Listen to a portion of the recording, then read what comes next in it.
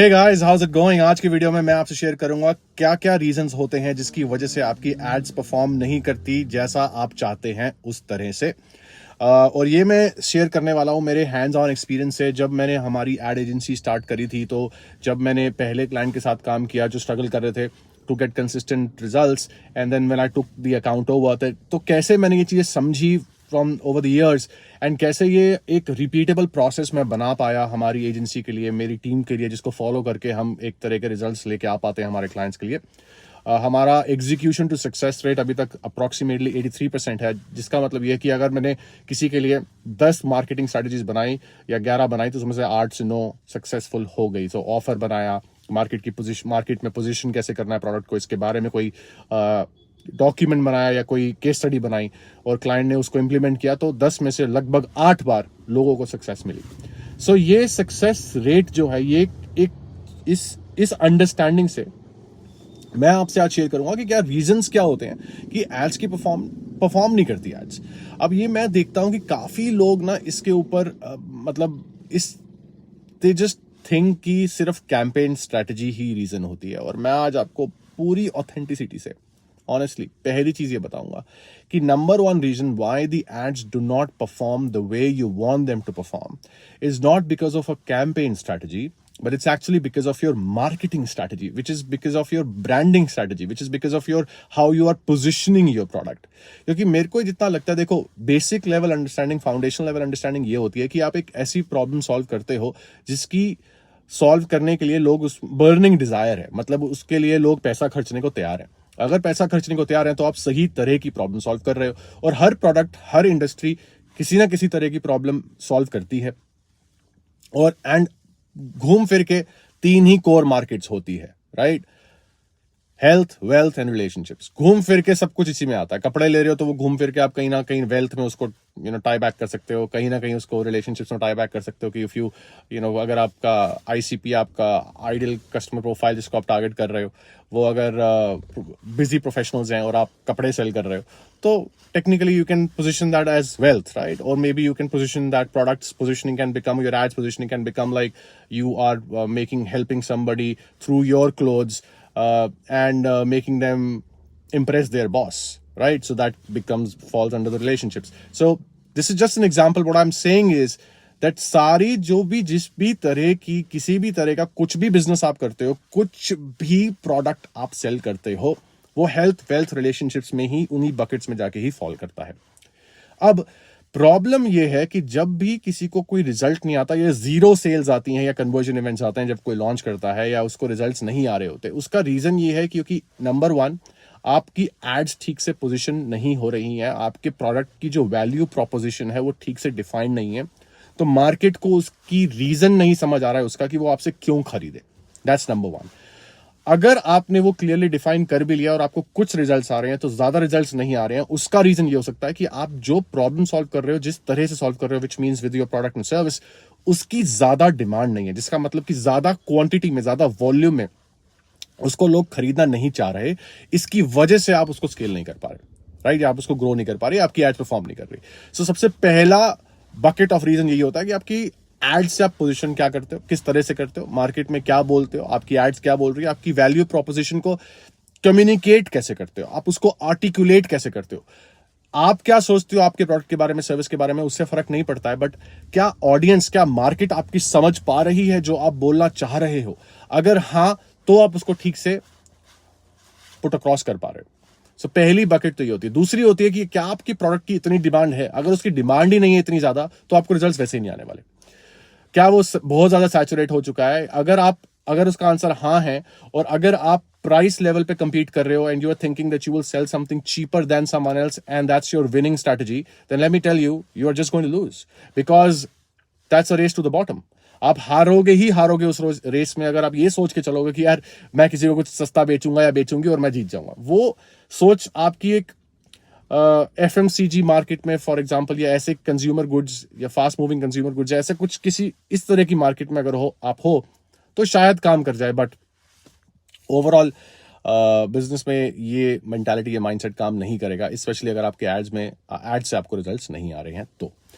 और बहुत सारे रीजंस हैं। फॉर एग्जांपल, लोग फीचर्स के बारे में बात करते हैं, फिर कई लोग फीचर्स के बेनिफिट्स के बारे में बात करते हैं, पर बहुत लोग ये बताना भूल जाते हैं कि what it makes them become your product. So what's the emotion, what's the transformation your product will और your service will bring them. वो क्या होगा, वो ट्रांसफॉर्मेशन, वो इमोशन बातों में बोल नहीं पाते अपनी एड्स में, जिसकी वजह से, या अपनी इमेजरी में, पूरी एड्स में, क्रिएटिव्स में दिखा नहीं पाते, उसको डेमोन्स्ट्रेट नहीं कर पाते, जिसकी वजह से एड्स कनेक्ट नहीं होती लोगों के साथ. And that's why people fail. And yes, one of the reason is definitely campaign strategy. कि अगर आपकी कैंपेन स्ट्रेटजी ही इतनी ज्यादा ब्रोकन है कि वो आप डेली नए कैंपेन्स लॉन्च कर रहे हो, एडसेट्स लॉन्च कर रहे हो, फेसबुक एड्स रन करते हो, और आपको अब ये लग रहा है कि यार परफॉर्मेंस क्यों मेरी फ्लक्चुएट करती है, let me increase the budget, let me decrease the budget, let me duplicate the campaign. अगर ये सारी कुछ भी ऐसा प्रोसेस फॉलो करते हो जो बहुत कॉम्प्लिकेटेड है 2025 में, अब हम ऑलमोस्ट 2025 में है, तो वो तो वैसे भी फ्यूचर नहीं है. बिकॉज मैं वन कैंपेन स्ट्रेटजी फॉलो करता हूँ, मेरा वन कैंपेन मेथड है, खुद का बनाया हुआ प्रोसेस है, एक एसओपी है, हम फॉलो करते हैं हमारी एजेंसी में, सारे एड अकाउंट्स में. हर क्लाइंट के लिए मैंने वो यूज किया, हर एक के लिए वो यूज करता हूँ, अपने खुद के लिए वो यूज करता हूँ, वही करता आया हूँ.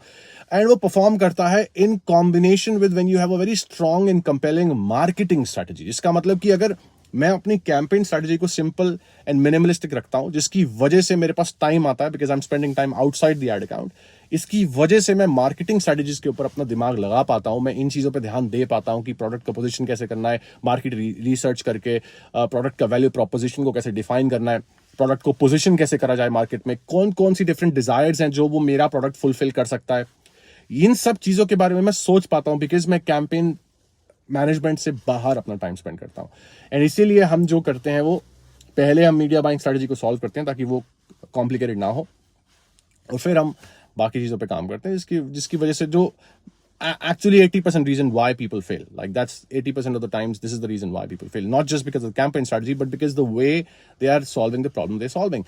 Lack of clarity of how and when you should do micro niche, like ये basic fundamentals होते हैं जो लोगों को समझ नहीं आते, और लोगों की गलती नहीं है. देखो, हो सकता है आपको समझ आता हो, मैं आपके लिए नहीं बोल रहा हूं. अगर आपको समझ नहीं आता तो great, this video works as a lesson for you, right? A genuine lesson from a hardcore practitioner. But in case आपको समझ आता है, मैं आपके लिए नहीं बोल रहा हूँ, मैं उनके लिए बोल रहा हूँ जिनको नहीं आता. और उसका रीजन ये हो सकता है बिकॉज वो ऐसी ऐसी जगहों से सीख रहे हैं, जान रहे हैं, लोगों से सुन रहे हैं, जो सिर्फ सिचुएशनल एक्सपीरियंस से नहीं सिखा रहे, वो बस कॉपी पेस्ट करके बोले जा रहे हैं, राइट? सो जिसकी वजह से लोगों को वैल्यू नहीं मिलती, रिजल्ट्स नहीं आते, फेलियर एक्सपीरियंस करते हैं वो. जैसे कि माइक्रो नीश की बात बोलूं, जैसे कि सबसे basic level, standard level micro niching होती है avatar call out, helping busy professionals lose weight. Like what do you mean by that? और ये भी समझो कि डिपेंड करता है कि आप कौन सी मार्केट में, कौन सी कंट्री में, कौन से डेमोग्राफिक में आप सेल करने जा रहे हो. लाइक फॉर एग्जांपल, अगर आप इंटरनेशनल मार्केट की मार्केटिंग स्कीम्स को यहां पे आके अभी लगा दोगे, प्रोडक्ट पैकेजिंग की, प्रोडक्ट पोजिशनिंग की, तो 90% चांस ये है कि वो सेल नहीं करेगी स्केल पे. अगर आपको इनिशियल रिजल्ट आ गए, स्केल नहीं कर सकते बिकॉज आप इंडियन मार्केट में बैठे हो. बॉस, क्या बात कर रहे हो?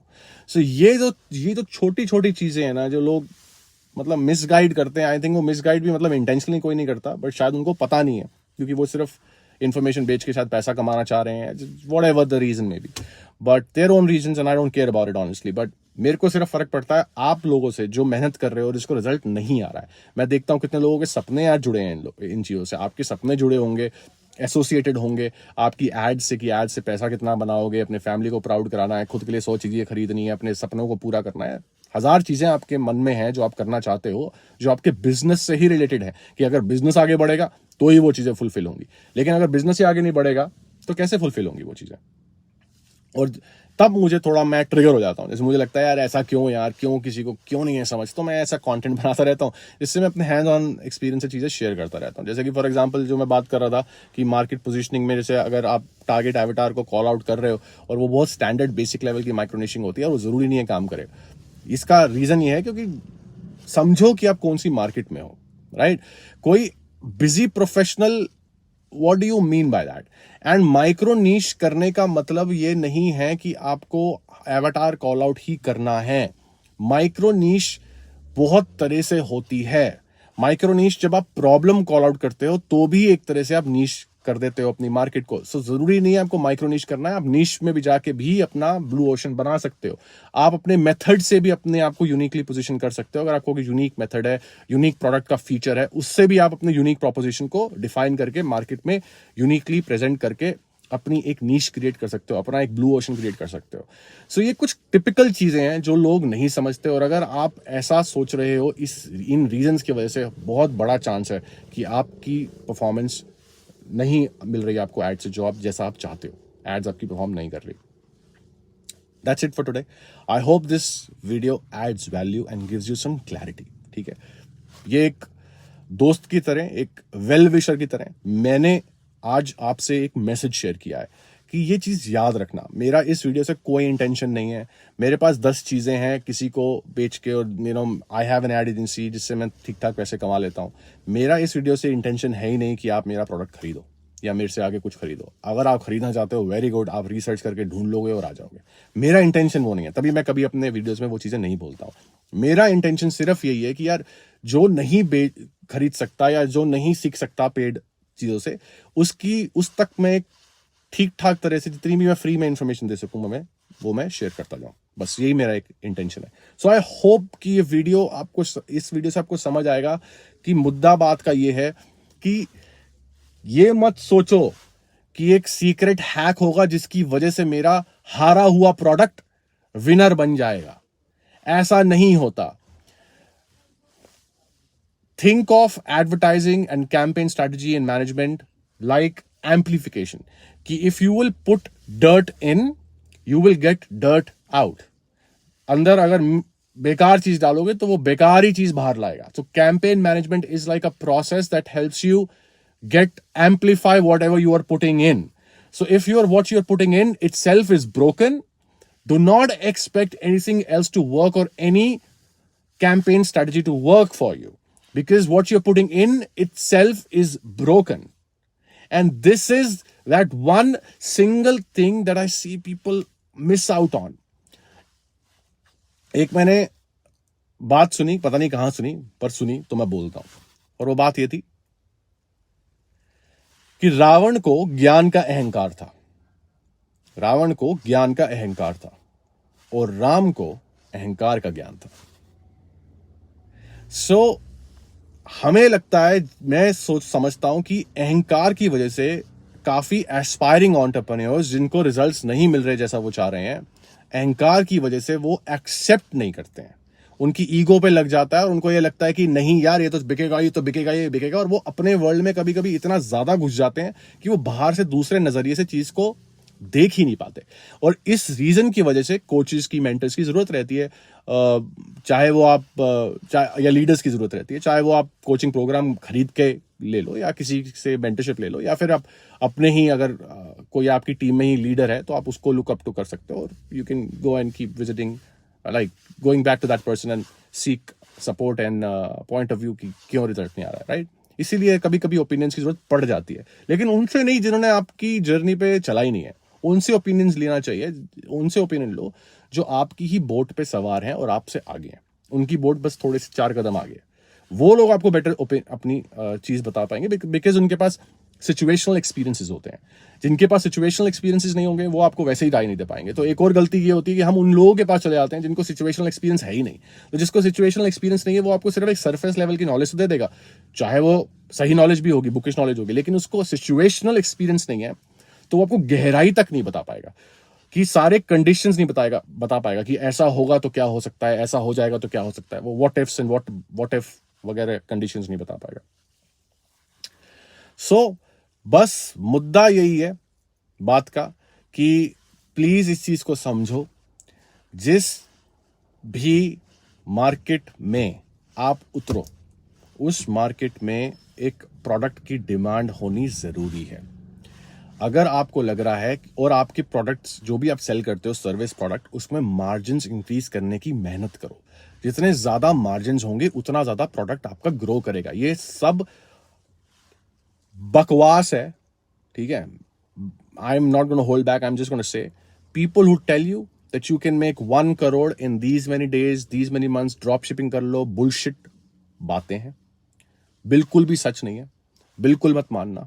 मैं आपको बता रहा हूं कि basic unit economics, logical mind लगाओ कि अगर आपके प्रोडक्ट में, आपकी सर्विस में मार्जिन्स हैं तो आप ज्यादा टाइम तक, समय तक उसको एडवर्टाइज कर सकोगे। बेसिक कॉमन सेंस, ठीक है। जिस भी प्रोडक्ट बिजनेस में आपके मार्जिन ज्यादा नहीं होंगे, आप उस बिजनेस को ग्रो नहीं कर सकते. You need to understand that. अगर आपके पास ये क्लैरिटी, मेंटल क्लैरिटी नहीं है कि स्केल कैसे करोगे, तो आप उस बिजनेस को स्टार्ट मत करना. Because advertising is going to make you lose a lot of money. Advertising में पेशेंस की बहुत जरूरत होती है, और अगर आपके फंडामेंटल्स ब्रोकन है ना, तो आप 100% लूज करोगे. I promise you. And then you might think यार कोई कैंपेन स्ट्रैटेजी ब्रोकन है, यू माइट थिंक यार वो मार्केटिंग स्ट्रैटेजी ब्रोकन है. बट कभी कभी रीजन ये होता है कि मार्केटिंग स्ट्रैटेजी नहीं है, तो बिजनेस मॉडल की फाउंडेशन, फंडामेंटल अंडरस्टैंडिंग ही ब्रोकन है. वो ही नहीं पता लोगों को, राइट? तो ये कुछ चीजें थी, आज मैं सोचा मैं शेयर करूंगा. बस रैंडम रैंट थी, ठीक है, कोई डिसाइड नहीं था. मेरा कंटेंट वैसे भी डिसाइड नहीं होता, मैं फ्रैंकली बात कर लेता हूँ आके. बाकी यार मैं आप ही के साथ हूँ. आई एम लाइक, मैं आपकी टीम में हूँ, मैं आपके अगेंस्ट नहीं हूँ, राइट? एंड बस सोचा कि ऐसा कुछ वीडियो बनाऊंगा आज, कैंडिड रॉ टॉक करूंगा, जिसमें से टाक बोल रहा था जिसमें मैं आपसे शेयर करूंगा मेरे कुछ पर्सपेक्टिव्स. बाकी काम करो. रिजल्ट नहीं आ रहा है तो अपनी कैंपेन्स परफॉर्म नहीं कर रहे हैं, जीरो रिजल्ट आ रहे हैं, तो अपनी मार्केटिंग स्ट्रैटेजीज को पे काम करो. ठीक है, कि प्रोडक्ट को किस तरह से पोजीशन कर रहे हो, कितनी एड क्रिएटिव्स लॉन्च कर रहे हो, इनका एक प्रोसेस, एक सिस्टम बनाओ. और तब जाके आपको एक ग्रोथ मिल सकती है, स्केल कर पाओगे. और अगर बिल्कुल ही स्टार्ट कर रहे हो और जीरो रिजल्ट है, मतलब रिजल्ट आ ही नहीं रहा है, तो मेरी बात सुनो, बंद कर दो सब कुछ, पॉज कर दो. I mean, go back to the drawing board. You're not getting results because your product and your marketing is not good enough. That's the honest